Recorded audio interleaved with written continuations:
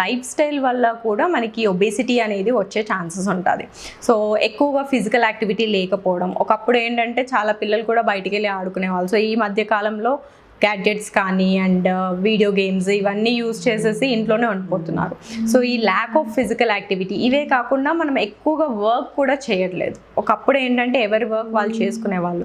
So ఈ మధ్య కాలంలో మనకి సర్వెంట్స్ వచ్చేసి కానీ అండ్ మనకు కూర్చునే జాబ్స్ అవ్వడం వల్ల ఫిజికల్ యాక్టివిటీ అనేది ఎక్కువగా ఉండట్లేదు.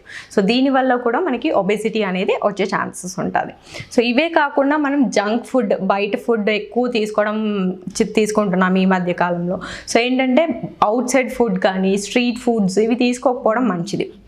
వాటిలలో మనకి ఎక్కువ సోడా కంటెంట్స్ ఉంటుంది అండ్ ఆయిల్ కంటెంట్ ఎక్కువ ఉంటుంది and most of the bakery foods కానీ మనకి బయట ఆహార పదార్థాలు అన్నీ కూడా మనకి మైదావే ఉంటుంది. సో ఈ మైదా అనేది మన బాడీ యూస్ చేసుకోదు. సో అది మనకి ఫ్యాట్ లాగా స్టోర్ అయిపోతుంది. కాబట్టి ఈ అవుట్ సైడ్ ఫుడ్స్ అనేది అవాయిడ్ చేసుకోవడం మంచిది.